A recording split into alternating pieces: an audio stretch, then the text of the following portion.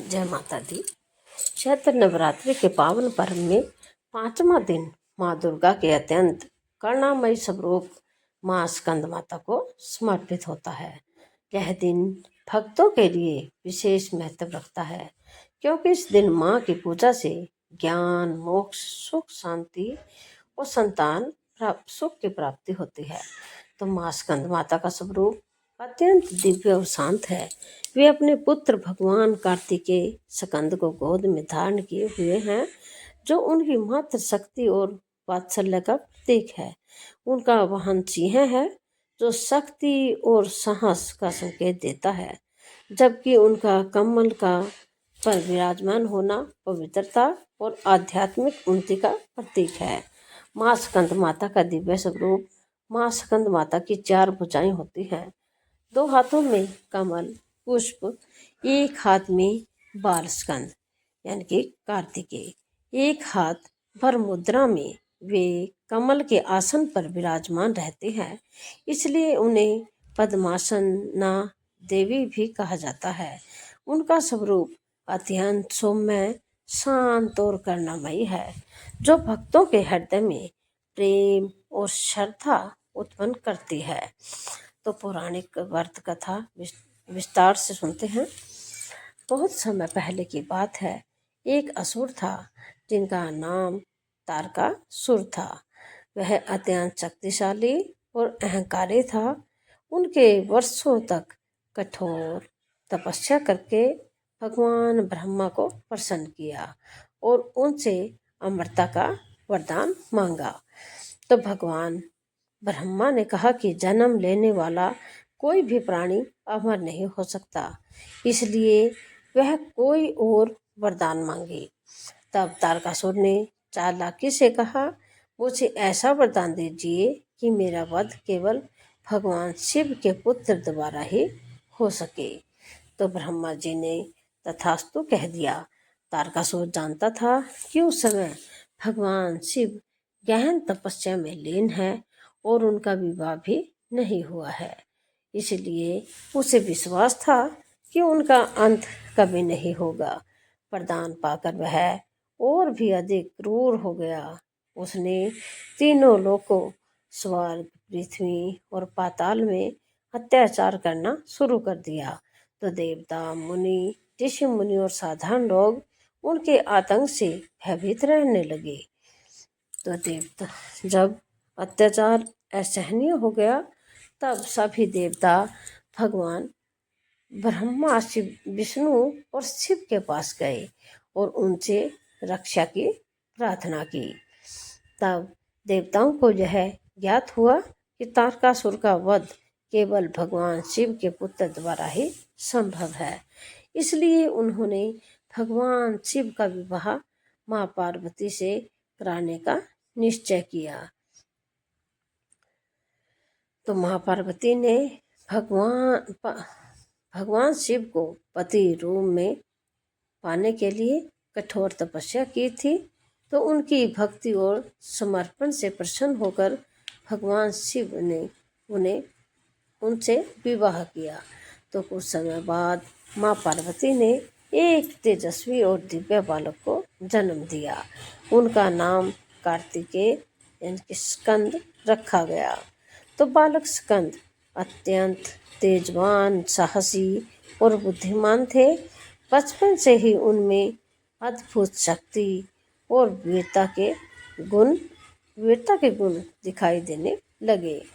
तो देवताओं के सेनापति बने स्कंद जी जब कार्तिकेय बड़े हुए, तब देवताओं ने उनसे अपना सेनापति नियुक्त किया। सभी देवताओं ने मिलकर उन्हें युद्ध के लिए तैयार किया और आशीर्वाद दिया। तब कार्तिकेय ने तारकासुर के विरुद्ध युद्ध छेड़ दिया। यह युद्ध बहुत भयंकर और लंबा चला। तारकासुर अपनी शक्ति के कारण बार बार प्रहार करता रहा, लेकिन स्कंद ने साहस और बुद्धिमत्ता से उनका सामना किया। तो अंततः कार्तिकेय ने अपने दिव्य अस्त्र शस्त्रों से तारकासुर का वध कर दिया। उसके मरते ही तीनों लोकों में शांति स्थापित हो गई और देवताओं ने राहत की सांस ली। तो इस प्रकार धर्म की विजय हुई और अधर्म का नाश हुआ। स्कंद माता के रूप में माँ की महिमा। जब कार्तिकेय ने यह महान विजय प्राप्त की, तब माँ पार्वती को स्कंद माता के रूप में पूजा जाने लगा। तो यह सब रूप हमें सिखाता है कि एक माँ अपने बच्चे को केवल जन्म ही नहीं देती, बल्कि उन्हें संस्कार, शक्ति और साहस भी देती है।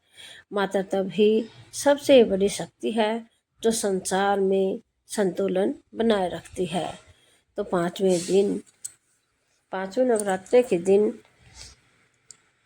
हमें प्रातःकाल स्नान करके स्वच्छ वस्त्र धारण करने चाहिए और घर के मंदिर या पूजा स्थान को गंगा जल से शुद्ध करें। तो माँ स्कंद माता की प्रतिमा या चित्र स्थापित करें और उन्हें पीले या सफ़ेद फूल अर्पित करें। धूप दीप जलाकर माँ का ध्यान करें और ओम देवी स्कंद माताए नमः मंत्र का जाप करें। तो माँ को विशेष रूप से केले का भोग अर्पित किया जाता है, क्योंकि यह उन्हें अत्यंत प्रिय है।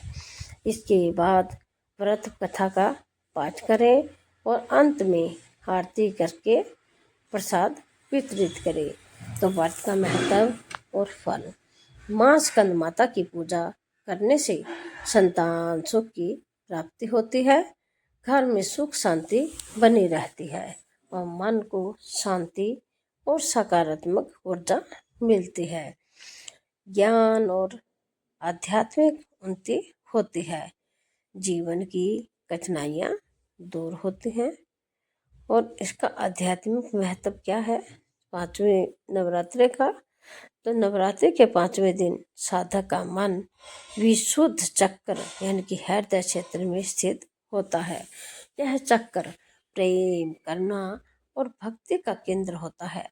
तो माँ स्कंद माता की उपासना से हृदय शुद्ध होता है और व्यक्ति में प्रेम, दया और सेवा की भावना बढ़ती है।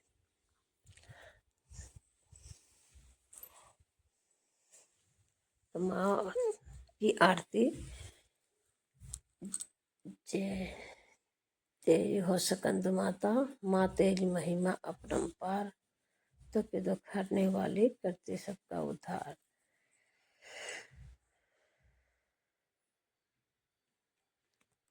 तो माँ स्कंद माता की कथा हमें यह सिखाती है कि सच्ची भक्ति, धैर्य और मातृभक्त शक्ति से हर असंभव कार्य संभव हो सकता है। नवरात्रि का पांचवा दिन हमें यह प्रेरणा देता है कि हम अपने जीवन में प्रेम, साहस और धर्म का पालन करें।